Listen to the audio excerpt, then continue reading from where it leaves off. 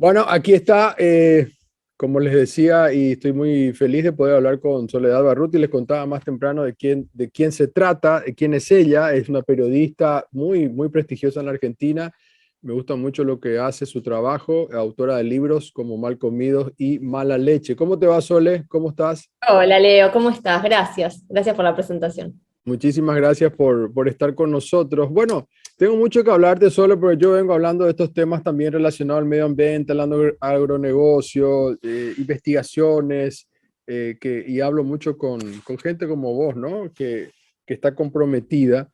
Eh, y me pregunto, para que la gente entienda cómo le afecta este sistema, este modelo de negocios o modelo que existe extractivista de agronegocio tan poderoso en nuestra América, en Argentina, en Paraguay en este caso, cómo le afecta a las personas en el día a día. Porque a veces uno dice, bueno, eso está tan lejano en el campo, pero no me doy cuenta cómo me afecta a mí en mi día. Incluso sé que hay gente hasta que en Estados Unidos puede consumir productos transgénicos y no sabe que se produjo aquí el problema en Paraguay, digamos. Entonces, para bajar a tierra te quería decir esto, para la persona que nos está viendo y se va al supermercado, ¿cómo le afecta a esa persona el agronegocio? Bueno, en primer lugar, tenemos como una separación artificial impuesta y como trabajada con mucha solidez, pues, que habla de que nosotros somos algo que puede escindirse, nosotros como personas, ¿no? La humanidad, el ser humano, como algo que puede escindirse de lo que pasa en la naturaleza. Entonces yo voy, tiro veneno y ese veneno nunca me va a llegar porque ese veneno está en un campo, por ejemplo, ¿no? O encierro animales en una granja industrial bajo un sistema de tortura masiva y sistemática, que es lo que se hace con la cría de animales que luego se consumen en la mayoría de los supermercados, sino en el 100% los animales vienen de ahí, vienen de centros de tortura, y bueno, es algo que bueno, pasa en una granja y es lo que hay que hacer porque de esta manera nosotros conseguimos nuestros alimentos. Y todo esto en realidad nos llega de muchísimas formas. La primera forma es como la que se puede decodificar en nuestra sangre. Nosotros en nuestra sangre tenemos hoy los residuos de esa guerra que declaramos contra todo lo vivo, que incluye también muchas personas esclavizadas, malviviendo, intoxicadas en los campos, ¿no? Pero eso en nuestra sangre está en forma de venenos, todos tenemos en la sangre concentrados de venenos. Yo me hice en un momento un análisis, cada vez que aparece una campaña, está la posibilidad de hacerse un análisis de sangre y me encontraron tres agroquímicos y soy una persona que come muy bien, que procura alimentarse bien y sanamente, y esos agrotóxicos que me encontraron en sangre eran los tres que se buscaban. Capaz que si hubiesen buscado 10, me hubiesen encontrado 10, ¿no? También tenemos microplásticos en nuestra sangre, microplásticos que son producto de que estamos comiendo cosas y no alimentos y de que estamos produciendo un material que creemos descartable y barato y que luego se arroja en la tierra como si eso no volviera a nosotros. Todo vuelve, ¿no? Y luego estamos consumiendo también residuos de lo que ocurre con el sobreuso de antibióticos. Y eso hace que nosotros como humanidad estemos cada vez más enfermos de cosas para las que luego no hay cura. O que pase como pasó con esta pandemia, que es que se despierten, nos pongamos en contacto con virus zoonóticos que pueden provocar esta catástrofe, ¿no? Como la que fue la del COVID-19. Esto nos olvidamos que es un virus que viene de nuestra relación absolutamente perversa y suicida con la naturaleza. Así que bueno, de muchísimas formas llega esto, ni hablar luego obviamente de las enfermedades más masivas que padece la población, que son las enfermedades metabólicas, las enfermedades no transmisibles, que son las que devienen de comer cosas y no comida. Porque básicamente en estos campos que producen de esta manera, utilizando agrotóxicos, torturando animales, esclavizando personas y dejándonos sin posibilidades para el futuro, no salen alimentos, sino cosas comestibles que rellenan la góndola y nuestros cuerpos de porquerías. Ujú. Y justamente las cifras que de repente por eso te decía, a veces no se miden en el supermercado, ¿no? Pero creo que en Argentina se tiran como 500 millones de litros de veneno Sí, para la producción, digamos. Acá en Paraguay me parece que son 50, ¿verdad? Pero también tenemos un tamaño menor. sí. Igual es desproporcionado. Acá hay 4 millones de hectáreas de soja prácticamente de transgénicos y se ha deforestado toda una región riquísima, digamos, de biodiversidad. Y eso también es un punto, ¿no? No hay una forma de medir la biodiversidad, es decir, cómo le cobramos impuestos sobre la destrucción de la biodiversidad. Y entonces hay como una batalla casi de David contra Goliat. Estas empresas manejan la política, manejan mucho poder económico. Sí, no, y además no es una cuestión económica, porque con el dinero no se respira, con el dinero no se vive, con el dinero no se enriquece la vida, ¿no? Justamente lo que estamos viviendo no es solamente una crisis de salud pública que ya está como totalmente extendida y alertada por la Organización Mundial de la Salud, por esta forma de producir y esta forma de comer, sino además una crisis de sentido muy profunda. Nadie es feliz en este momento. Una de las cosas que más se consumen por fuera de las gaseosas y las galletitas son remedios para contentar a las personas o para establecerlas químicamente en un nivel de productividad o de eficiencia para seguir funcionando en un sistema que está pidiendo de nosotros todo, ¿no? Una integridad que no existe. La naturaleza no es solamente productora de bienes, es dadora de sentidos, ¿no? Y esos sentidos se pierden en la medida en la que uno desaparece todo para implantar un campo tóxico que solamente beneficia a un conglomerado de empresas transnacionales. Entonces es muy brutal lo que se pide a cambio, porque básicamente se pide a cambio nuestra identidad, se pide a cambio nuestra cultura, se pide a cambio nuestro presente y nuestro futuro posible. Y eso es devastador y es algo que nuestros países han hecho de una manera sumamente eficiente, siguiendo una promesa que hasta ahora nunca se cumplió, que eso es lo más bizarro, ¿no? Lo más brutal, es decir, que lo van haciendo sosteniendo una promesa de desarrollo, progreso y dinero que nunca nos llega. Siempre llega lo mismo de siempre, nunca llega nadie que no sea los actores del agronegocio. Claro, acá también se suele usar la frase de Paraguay alimenta al mundo, se dice, ¿no? O sea, lo mismo que se dice en Argentina. Y realmente uno ve los niveles de pobreza son altísimos y el desplazamiento de los campesinos, que son los que tienen que sostener la agricultura familiar, que es la que debería llegar al supermercado de manera orgánica, por lo menos, o semi-orgánica, este, no llega, porque cada vez son desplazados de sus tierras porque vale más plantar soja o trigo que seguir plantando mamones, mandioca o tomates. Y la violencia, Leo, porque este sistema que se ofrece luego a través de, que vienen productos que nosotros consumimos alrededor de publicidades encantadoras que prometen alegría, que prometen disfrute, que prometen nutrición, todo está sostenido sobre un nivel de violencia extremo. El desplazamiento de campesinos pareciera como un eufemismo para lo que en realidad pasa ahí, ¿no? Que es que se amenaza, se violenta, se tortura, se asesina a personas que viven en sus territorios con el solo afán de sacarlos de ahí para seguir extendiendo un modelo tóxico. Entonces, eso es lo que pasa en cada uno de nuestros territorios. En América Latina es el lugar más peligroso del mundo para defender a la tierra. Y es el más peligroso del mundo para defender a la tierra porque no hay una convivencia posible entre el sistema que se busca implantar y el sistema que existe de vida y de buen vivir.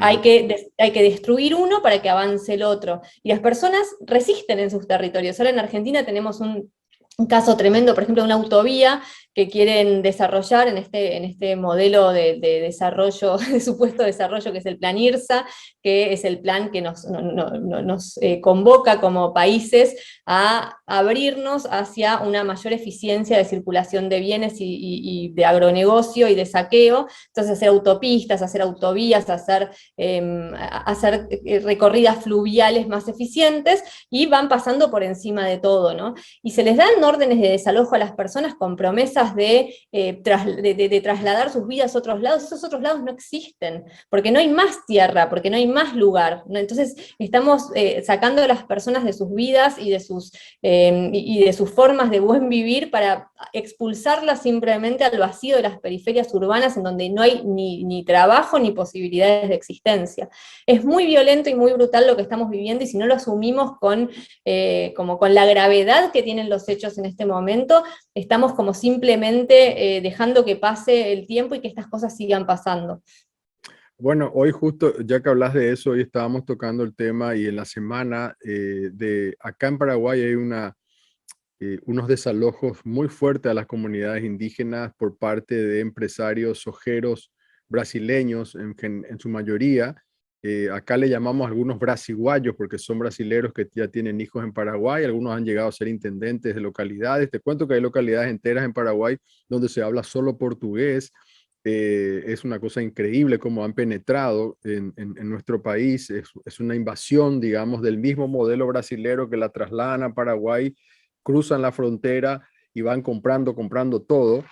Y ahora, como no queda más tierra campesina, están comiendo las propiedades indígenas, inventando títulos, pagando para inventar justamente estos títulos. Y hay una crisis muy grande en Paraguay, que es la gran crisis nuestra desde hace años, es la problemática de la tierra. Y ahora tenemos unos desalojos muy violentos con quema de casas, ranchos, escuelas, de una manera brutal, digamos, ¿no? Entonces, a veces pareciera una cuestión puramente ideológica. Yo creo que hay que hacerle entender a la gente que esto no es una cuestión ideológica, porque así nos quieren plantear, ah, no, este es zurdo, este es de derecha, y la cosa no pasa por ahí. La resistencia que tenemos que tener, no, creo yo, te quería preguntar eso a vos, ¿es una cuestión ideológica esta de defender el medio ambiente? Mira, es una cuestión de supervivencia. Si la supervivencia se quiere llamar como se llame, sí es cierto que hay un sistema que se viene impulsando con un modelo político que se propone, que es el de la extrema derecha, que es el que se propuso en Brasil. No por nada en Brasil los hacendados, los facenderos, como ellos los llaman, se han ido empoderando en sus formas más violentas, se han ido extremando en sus formas más violentas. Yo vengo de Brasil ahora y estoy trabajando hace muchísimo en el país, entendiendo cómo el modelo ese de agronegocio, impulsado por un presidente genocida, como tienen en este momento ellos en el poder, que es Jair Bolsonaro, hace que se extremen las posibilidades de manifestar el odio y la necesidad de desaparición de esas otras personas para imponer su propio modelo. En Brasil en este momento hay un récord de armas en el país, de la sociedad civil armada, por ejemplo. Hay una cantidad de invasiones por todos lados, hay invasiones a tierras indígenas, invasiones a tierras quilombolas, que son las tierras de población negra.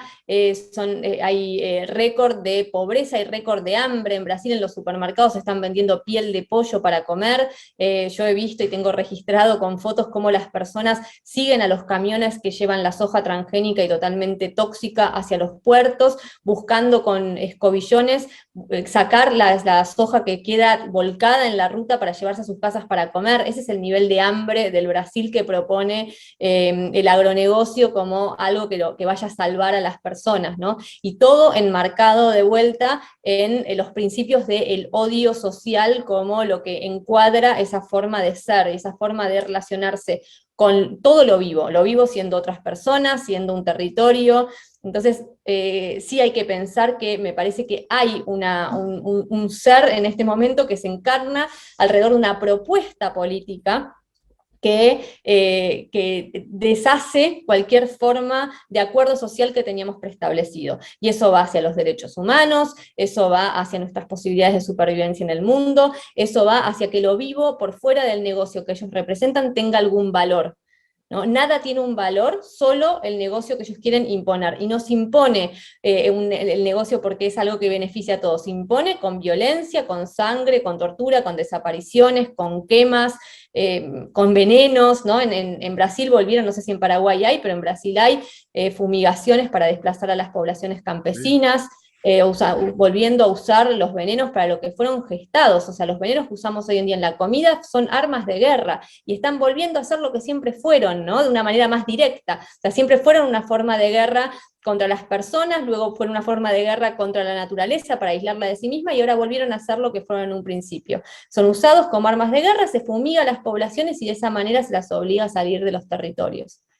Bueno, nosotros hicimos una nota con un cineasta, documentalista, no sé si lo conoces, después te puedo enviar el material, se llama Martín Boudou, él es un francés, y él había hecho un material sobre Paraguay, sobre justamente esto de las fumigaciones y ocurrió una muerte.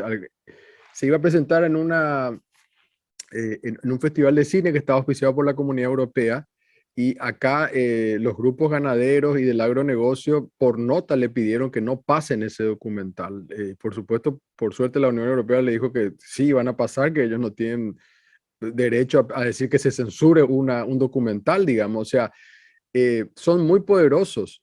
Vos, como decías, en Brasil ¿cómo se llaman? Diputados y senadores de lo que se llaman del agroparlamento, digamos, no importa, están mezclados en los partidos, ¿verdad? Tienen un lobby muy fuerte.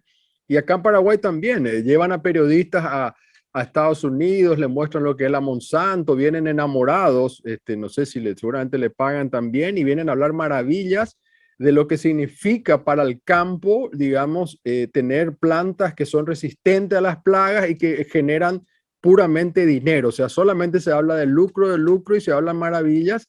Y recuerdo que acá un presidente que le hizo el golpe de Estado a Lugo liberó varios transgénicos y él decía, no hay prueba científica, siendo médico, no hay prueba científica que haga daño el agrotóxico o los venenos o todo lo que se tira en el campo, digamos. Y creo que estamos llenos de evidencia que sí hay, que son venenos, digamos.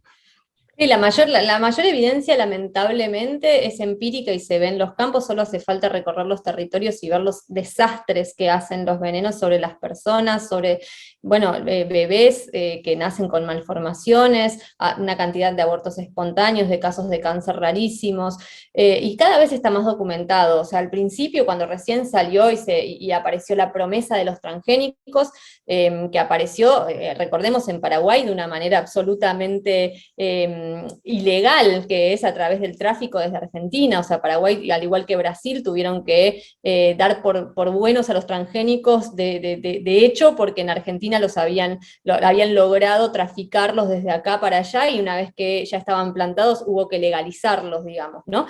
Siempre son negocios turbios, siempre se manejan desde la oscuridad máxima, y cuando te muestran una cara de información, en realidad están haciendo publicidad. Una forma de publicidad es llevar periodistas y contentarlos, periodistas que no tienen ni idea, además, ¿no? Periodistas que no se han especializado en eso, ni han escuchado otras voces que no sean las de las empresas.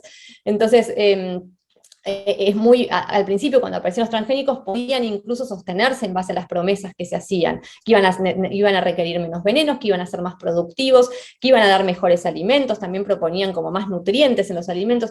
Ninguna de las propuestas, ninguna de las promesas que se hicieron 20 años después son comprobables como verdad, ninguna. De hecho, pasa exactamente lo contrario. Los transgénicos no son ni más productivos, ni requieren menos veneno. En Argentina, desde que aparecieron los transgénicos, aumentaron en un 1000% el uso de venenos en el campo.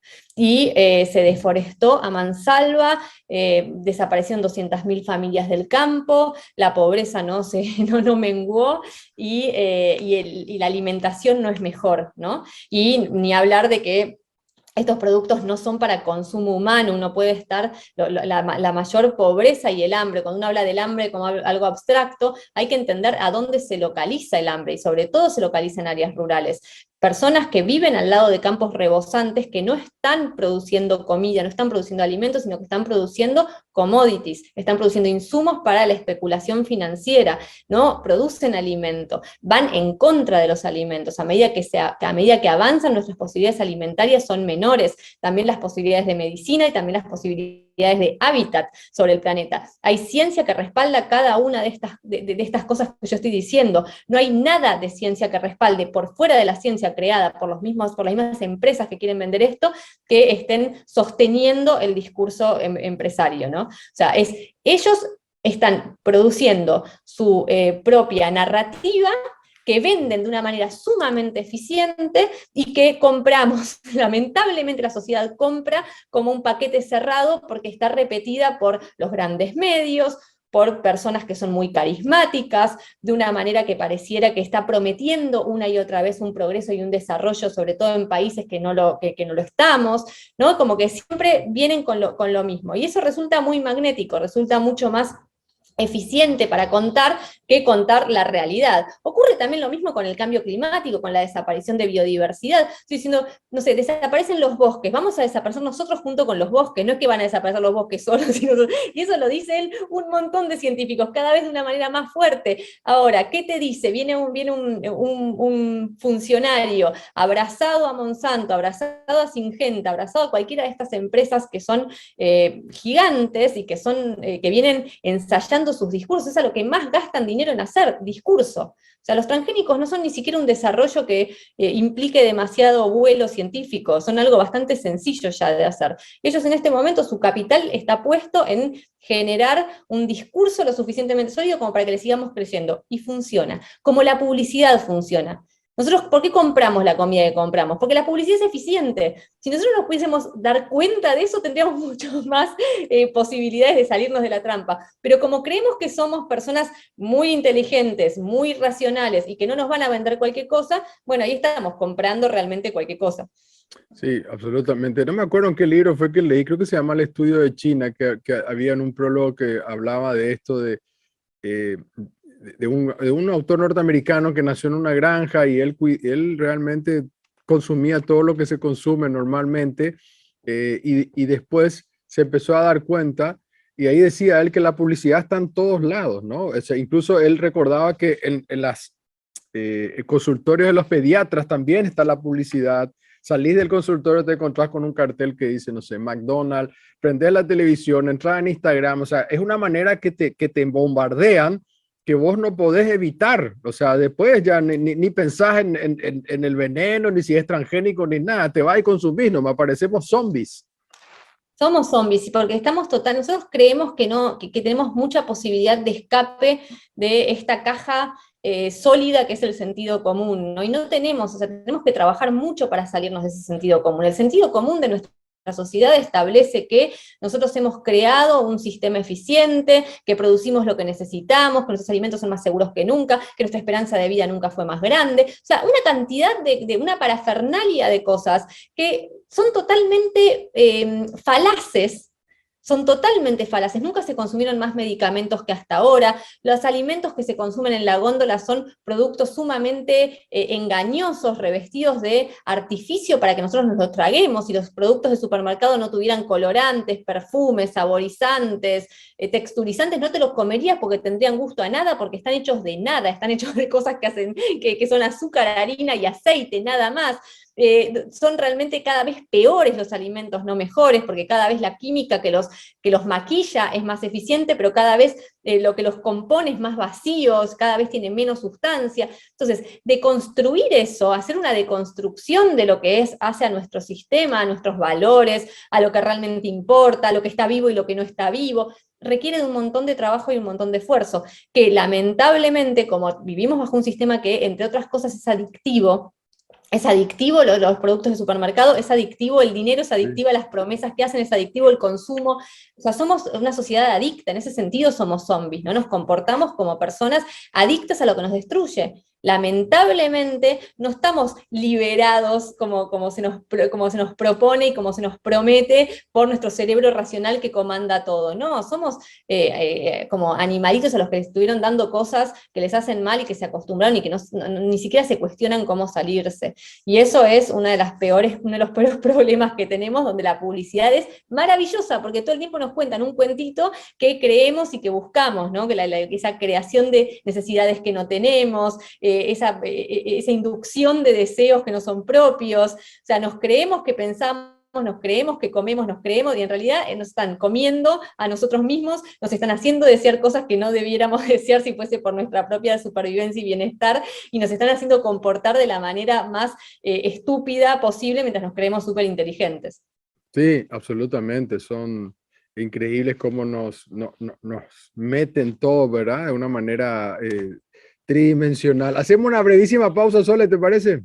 Dale.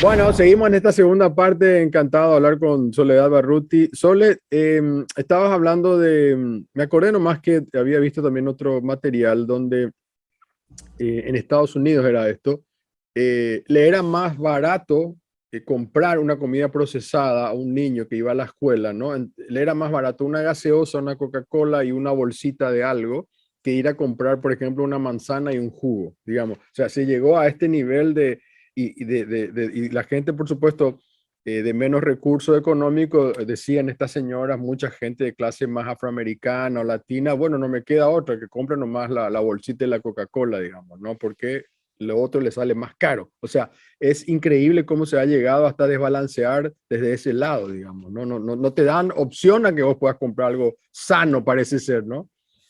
La guerra está en Sí, todos lados, quiero decir.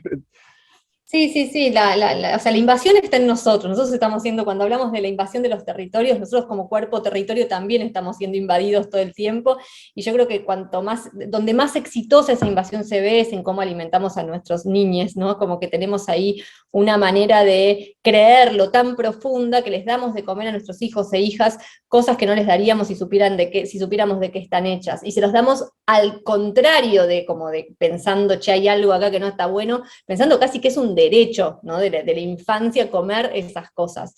Y hoy en día la infancia está en riesgo como nunca antes por lo que come y por lo que no come mientras está comiendo eso. Los niños y niñas conocen el nombre de todos los productos de la góndola que están dirigidos para ellos desde muy temprana edad, no conocen los nombres, lo pones en la verdulería y salí de la manzana y yo creo que no conocen la mayoría de las cosas, le pones enfrente un alcaucil y se horrorizan porque no, no saben lo que es. Y eso es terrible y es una conquista fabulosa de la industria alimentaria, porque una vez que toman los paladares, bueno, luego generan esta adicción de la que hablábamos para el resto de la vida, ¿no? Una especie de compromiso. Y ahí, cuando estudiás, por ejemplo, el fenómeno McDonald's, ¿cuál es el éxito más grande de McDonald's? No es solamente la comida que lograron dar con alimentos súper eficientes en su regulación de azúcar, de grasa y de sal, que hace que nuestros cerebros se vuelvan adictos, porque encuentran ahí algo que en la naturaleza es escaso, en grandes cantidades, entonces, bueno, deseamos comer eso. No es solamente eso, es que ellos crearon lugares en donde la persona pueda sentirse feliz, ¿no? Como una cosa de, bueno, ahí se derrama un hermoso y breve momento amoroso familiar, que si fue lo suficientemente eficiente en la creación de esa sensación, esa persona que lo vivió va a querer repetirlo con su hijo e hija el día de mañana. Eso está absolutamente estudiado, es el propósito del local de McDonald's. Entonces vos fuiste cuando eras chiquito ahí y querés darle eso a tu hijo lo antes posible, entonces se ven bebés comiendo esas cosas, bebés que comen cosas que realmente son peligrosas de comer en la primera infancia, son peligrosas para comer siempre, ¿no? Pero de bebés son realmente algo que es absolutamente peligroso en la manera más literal, digo, se puede morir un bebé por comer esas hamburguesas. En Argentina hubo casos de muerte, y hubo juicios y hubo un montón de cosas por comer hamburguesas, por tener después que tienen síndrome urémico hemolítico, que es una de las enfermedades acá en Argentina que están más desparramadas, lamentablemente. Hay un montón de cosas malas que pueden pasar, sin embargo no las vemos porque es muy eficiente el mercado en hacernos creer que eso es bueno, que eso es algo necesario, que eso es algo que viene con la infancia, y bueno, y ahí estamos. La verdad que es un momento desgarrador para pensar en cómo comen niños y niñas y sabes realmente lo que están comiendo.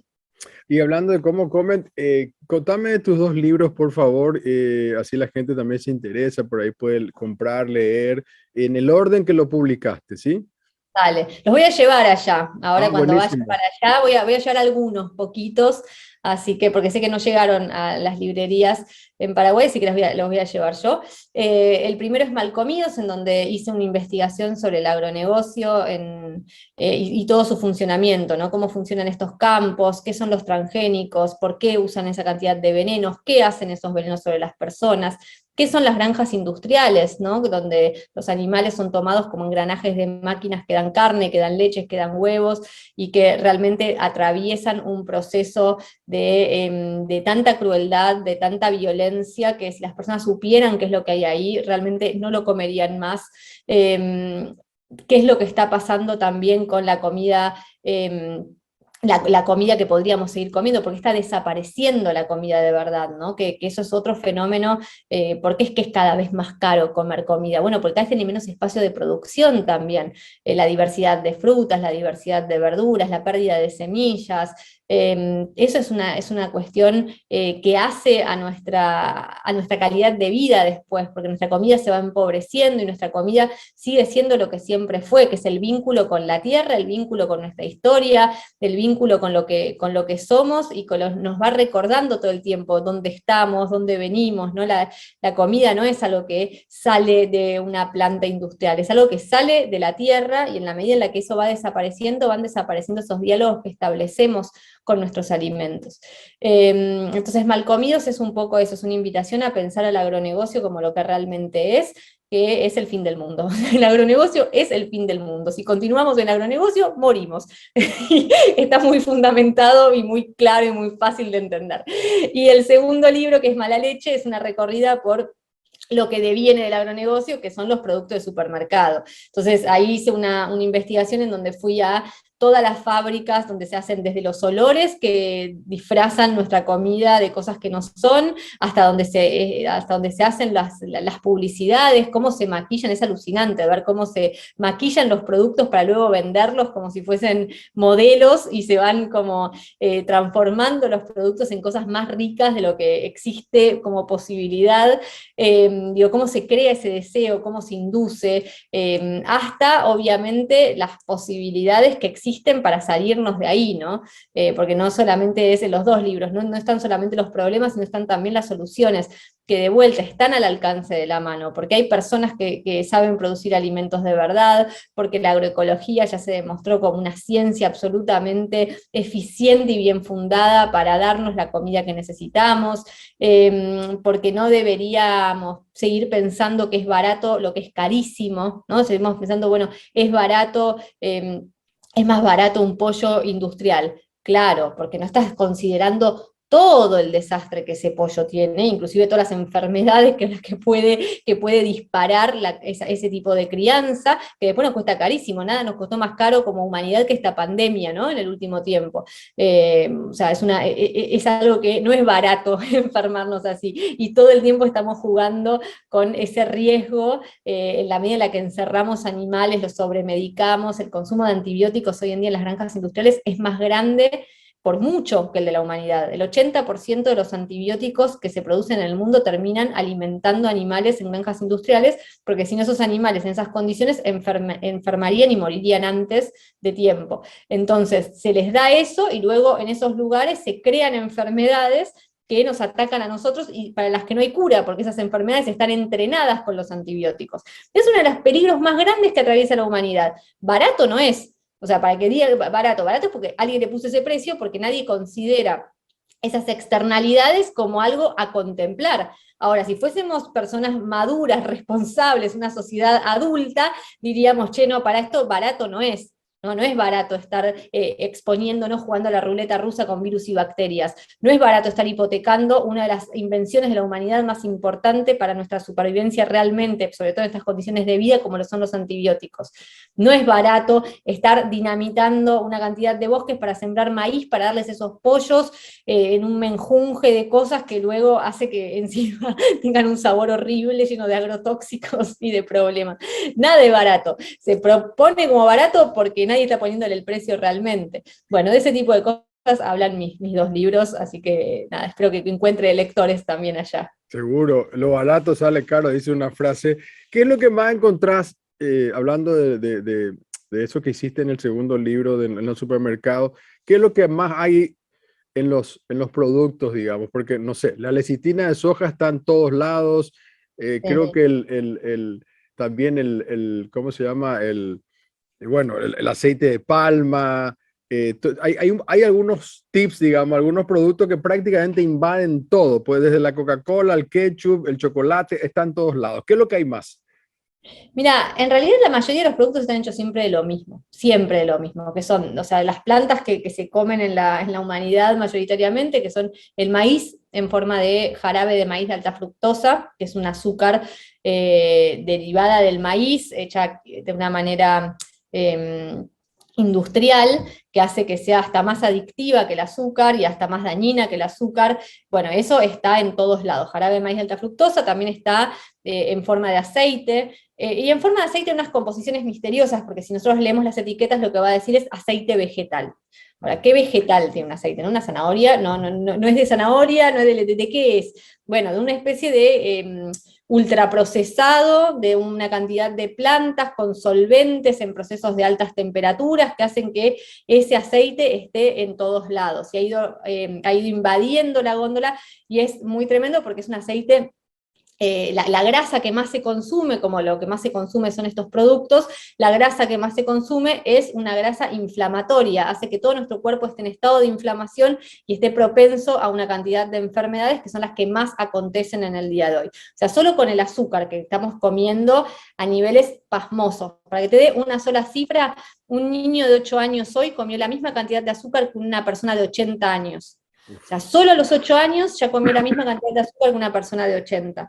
Y eso por comer la comida normalita que comen en cualquier lugar, ¿no? Entonces, solo entre el azúcar y esos aceites ya estás haciendo que los cuerpos estén en un estado de enfermedad permanente. Y es lo que más se ve en la infancia hoy, con problemas cardiovasculares, con problemas de diabetes, por ejemplo, la diabetes tipo 2, antes era una enfermedad considerada la enfermedad de los adultos, ¿no? Una diabetes inducida en la vida, tras una vida licenciosa de consumo de muchas cosas, a los 50 te empezaba a dar diabetes tipo 2. Hoy le da a niños de 8 años esa enfermedad, no a uno, a muchísimos. Es una de las enfermedades más extendidas junto con los problemas cardiovasculares. Problemas dentales, ¿no? No pareciera que la dentadura no es tan importante. El 95% de los niños y niñas tiene caries absolutamente evitables si no consumieran este tipo de cosas. Y después enfermedades que van en punta cada vez más grandes, como distintos tipos de cáncer. 1/3 de los cánceres que existen, 2/3 de los cánceres que existen tienen que ver directamente con la alimentación. O sea, estamos alimentando el cáncer en nosotros y en niños y niñas. Enfermedades cada vez más, que antes eran consideradas muy raras y ahora son cada vez más frecuentes. Enfermedades autoinmunes, un montón de enfermedades autoinmunes tienen que ver con esta manera de comer y de vivir. Bueno, o sea, no hay nada que se escape a que estemos sobreconsumiendo este tipo de cosas. Azúcar, aceite y sus derivados de refinación, los derivados de refinados como harina, todo tiene harina refinada. Todo tiene lácteos y derivados de la industria láctea. Eso lo pueden saber muy bien las personas que tienen niños y niñas con alergia a la proteína de leche de vaca. Todos los productos del supermercado tienen algún derivado de la industria láctea. Y esas son las poquitas cosas que comemos. Después te dicen, no sé, que te están vendiendo una croqueta de verdura, pero en realidad es harina, azúcar, aceite y un poco de perejil, ponele ahí perdido, ¿no? Y mucho perfume, porque eso sí, la industria cuenta con cosas que nosotros no. La industria cuenta con estos aditivos que hace que nosotros creamos que estamos comiendo diversidad. Mientras siempre comemos estas mismas cosas, creemos que comemos cosas diferentes. Y estas cosas diferentes que creemos que comemos son lo que sí necesitamos comer, como por ejemplo frutas. ¿Qué compra uno cuando compra un yogur? Ah, yogur de frutilla, voy a comer esa frutilla. Esa frutilla no está, nunca estuvo ni cerca del perfume de frutilla que le ponen, pero nosotros creemos que está ahí. Entonces, todo lo que tenemos que comer hoy está en forma de maquillaje, de aditivo artificial, de perfumes, de colorante, de saborizante, de texturizante, de figurita. Todo tiene la figurita de una frutilla, la figurita de un, de un cereal, pero eso no o está en una pequeñísima, mínima cantidad que no hace a que eso sea, ¿no? Y de repente le ponen a todo eso vitaminas artificiales, que es otra forma de aditivos que no compensa.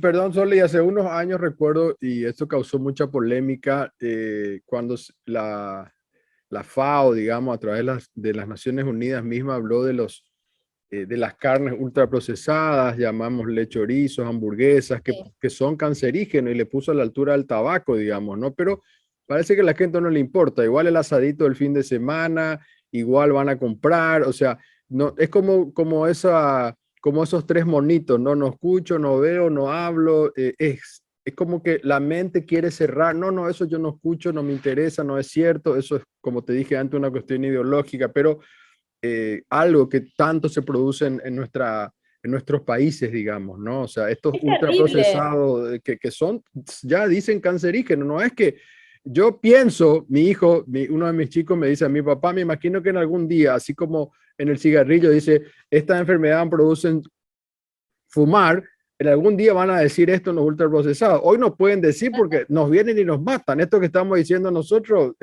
puede generar en Estados Unidos gente se puede ir presa por decir esto.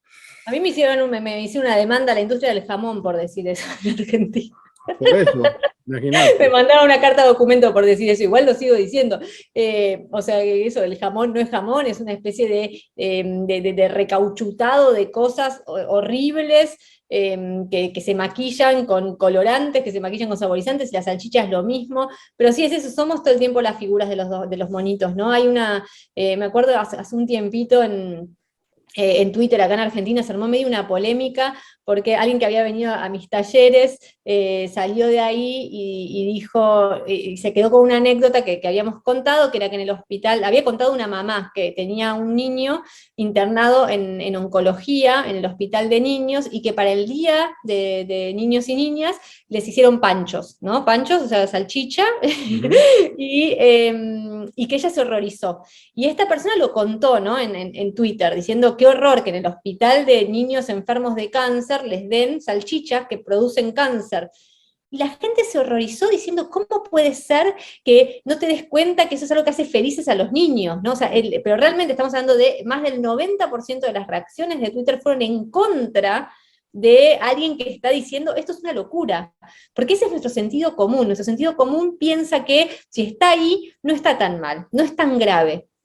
¿No? Y es algo que en todo caso hace felices a los niños y niñas. Les están dando a niños y niñas que están bajo tratamientos terribles una alegría. Y eso como lo hacemos nosotros los adultos, ¿no? Y llegamos hacia esos lugares. En el Hospital de Niños de acá de Buenos Aires, uno de los más grandes en el Garrahan, hay un Ronald McDonald's en un patio. Y McDonald's es uno de los principales sponsors del Hospital de Niños. Entonces produce sus clientes, rápido, hace todo, ¿no? Produce sus clientes y luego los abraza. Los clientes, digo, del hospital, porque la industria médica no deja de ser una industria, por más pública que sea, no dejamos de pensar, no podemos dejar de pensar que la industria médica también se beneficia, lamentablemente, de la producción sistemática de enfermedades. Entonces, hay una industria farmacéutica muy perversa, que en muchísimos casos es la misma. Por ejemplo, empresas como Bayer, que producen nuestros alimentos y los remedios luego para combatir todo el desastre que generan con esas formas de producir. La verdad es que es lamentable, pero tenemos que empezar a pensar también, ¿no? Como desde lo más obvio, que está ahí al alcance de la mano, para que todos nos demos cuenta. ¿Y cómo resistimos a todo eso, Sole? ¿Cuál es? Porque hay mucha gente que puede estar escuchando, le puede hacer clic, ojalá que le haga clic a esta conversación nuestra y dice, bueno, ¿y ahora qué hago? Con todo lo que me contaron, ¿cómo hago? ¿Me voy al súper? ¿De qué le alimento a mis hijos? ¿Cómo empiezo esta transición, por decir de alguna manera? Mira, la primera transición yo creo que es informativa. Mientras vivamos como obnubilados bajo las propuestas de información que nos da, con las que nos tienen lobotomizados, no hay salida. O sea, si no procuramos darnos el trabajo de volver de entender dónde está el problema, estamos bastante presos de lo que nos están repitiendo todo el tiempo. Y luego las soluciones son, por un lado, personales, por otro lado son comunitarias y por otro lado son políticas. Yo creo que hay que siempre atender como las tres partes. La primera puede llegar a ser, por ejemplo, empezar a cocinar en la casa, algo tan sencillo como eso. La cocina es un lugar de resistencia hermoso, de creatividad. Muchas personas en la pandemia, donde se encontraron encerrados en sus casas, se encontraron que hay una libertad muy grande en ponerse a cocinar en sus casas. Y ahí empieza a haber, bueno, una reconciliación con la estacionalidad, qué fruta, qué verdura está en temporada, y eso hace que empecemos a tener otro tipo de contacto con lo que está pasando en la tierra, poder acercarnos a otras formas de consumo también, ¿no? No solamente consumir en el supermercado, consumir de manera directa a productores y productoras. Yo ahí no sé si allá existe, acá en Argentina cada vez hay más productores y productoras que venden sus bolsones de la producción de temporada, ¿no? Y la mayoría son agroecológicos, entonces están producidos sin venenos, y están producidos a un precio más conveniente, y estableces otra relación. La relación de supermercado es una relación impersonal, no tenés ni idea quién produjo qué ni cómo, ¿no? En cambio ahí, bueno, empezás a producir, a pensar en coproducir también los alimentos, porque te asociás de alguna manera a un productor o a una productora. Y eso me parece que son pequeñas conquistas que luego se van haciendo. La recuperación del gusto, la recuperación del placer, saber qué nos gusta realmente, no qué nos están haciendo que nos guste porque tenemos el paladar anestesiado de esta bomba química que nos está todo el tiempo alimentando, sino de verdad empezar a reconciliarnos con el sabor que nos hace bien, que nos alimenta de verdad. Volver a escuchar a nuestro cuerpo sabe, no es que nuestro cuerpo es algo que, no sé, es como una especie de cosa que nos acompaña a esto superior que es nuestra cabeza. Somos este cuerpo que tenemos, ¿no? Y este cuerpo tiene sus propias formas de hablarnos, y es la manera de, por ejemplo, pedirnos determinados alimentos. Cuando empiezas a escuchar tu cuerpo, cuando empiezas a alimentarte de otra manera, bueno, empieza a haber un mensaje distinto que te llega. Entonces, dar ese tiempo, tener ese lugar en donde nos volvamos a escuchar a nosotros mismos, volvamos a recuperar saberes que en muchas casas están, en muchas casas hay abuelas, abuelos que recuerdan y que pueden venir con un montón de recetas para alimentarnos de una manera mucho mejor.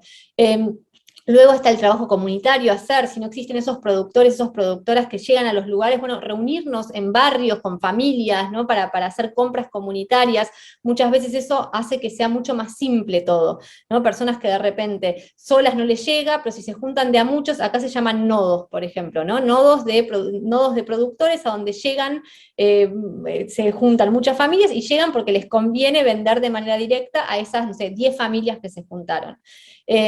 O que pueden hacer huertas comunitarias también, ¿no? Pensar de una manera más creativa soluciones en conjunto, soluciones que pueden venir desde una escuela, por ejemplo, utilizar los patios de las escuelas para hacer huerta, para intercambiar semillas. Bueno, esas soluciones comunitarias a las que estamos muy cerrados porque vivimos vidas muy individuales, muy cerradas en cada hogar, también nos podemos empezar a abrir al momento de desear otra forma de consumo posible, de alimentación posible. Luego está la política que necesitamos también darnos cuenta que tenemos que asumir. Nosotros no somos consumidores y consumidoras, no vamos a cambiar el mundo consumiendo mejor, vamos a cambiarlos involucrándonos activamente en las resistencias que son necesarias. Esto es, por ejemplo, no dejar solos y solas a esos campesinos que están siendo desplazados, esos indígenas que están siendo violentados, alzar nuestra voz en defensa de ellos, en pedido de leyes que hagan que nuestra alimentación sea más justa, todo ese tipo de cosas, ese involucramiento político tiene que estar, porque si no, nos pasan por encima, y si no pensamos que de una manera muy inocente, que bueno, solamente cambiando las conductas en mi casa estoy salvado, y no es así. Vamos a estar realmente viviendo una realidad mejor si nos involucramos en las soluciones mejores. Acá, por ejemplo, en Argentina ahora vamos a dar una ley de etiquetado. Esa ley de etiquetado frontal que hace que muestra que los productos tienen, no sé, exceso de azúcar, exceso de grasas, exceso de sal, y que impide la publicidad de esos productos, que impide la venta de esos productos en escuelas, fue peleada por cada uno de nosotros involucrados en eso. Nadie lo quería dar, esa ley no la quería dar nadie. Y esa es una ley, ¿no? Muy pequeña, podría haber leyes en contra del uso de agrotóxicos, leyes que prohíban la fumigación cerca de centros urbanos. Bueno, hay un montón de cosas a pelear y sobre las que podemos involucrarnos. Hay tantas causas que no hay nadie que pueda no encontrar la suya. O sea, hay un catálogo de causas, siempre hay alguna que asumir, todas son importantes, todas son urgentes, no hace falta agarrarlas todas. Con que agarremos una, vamos a encontrar también ahí otro sentido. Pareciera que luchar por algo es como, bueno, algo que hacen otros. No, cuando lo haces en las plantas, empoderarse e involucrarse en eso trae muchas mejores cosas de las que uno se imagina. Sin duda, querida, nos estamos yendo antes. Por favor, contame de tu charla que vas a dar aquí en Paraguay la próxima semana en la Feria de Semillas de Geñoy. Contame de qué va a tratar la charla. Bueno, vamos a hablar un poco de todas estas cosas, ¿no? De activación, de resistencia y de alimentación. Vienen las tres cosas juntas, es un intercambio. También me interesaría mucho escuchar a las personas que van ahí, a ver qué es lo que hacen, ¿no? Yo creo que hay muchísimos saberes que se nos escapan, no tenemos tanto que inventar, ¿no? Tenemos mucho que recuperar y tenemos mucho con lo que reconciliarnos. Y me parece que los campesinos y campesinas que se acercan a la feria tienen mucho también para contar. Así que yo voy a ir a mostrar un poco esto, en dónde estamos, por qué estamos en problemas, cómo podemos salir, y también a escuchar y compartir y participar de ese evento que es en sí mismo un evento muy exacto de lo que proponía yo recién al final, ¿no? Como esto de, bueno, hagamos unas soluciones que sean individuales, comunitarias y políticas. las tres cosas al mismo tiempo, micro y macro política abrazados para hacer un mundo mejor. Así que bueno, voy a compartir eso, un poco todas estas cosas y compartir también con lo que puedan llegar a contarme allá. Buenísimo, esa es una feria muy bonita porque además también hay intercambio de semillas y la gente puede, es realmente interesante y conocer de primera mano, también se va a cocinar al mediodía, así que la gente puede probar productos típicos estando en ese lugar. Querida, un gustazo hablar contigo, nos vemos la próxima semana, que estés muy bien. Muchas gracias, Leo. Muchas gracias, hacemos una breve pausa nosotros y ya volvemos.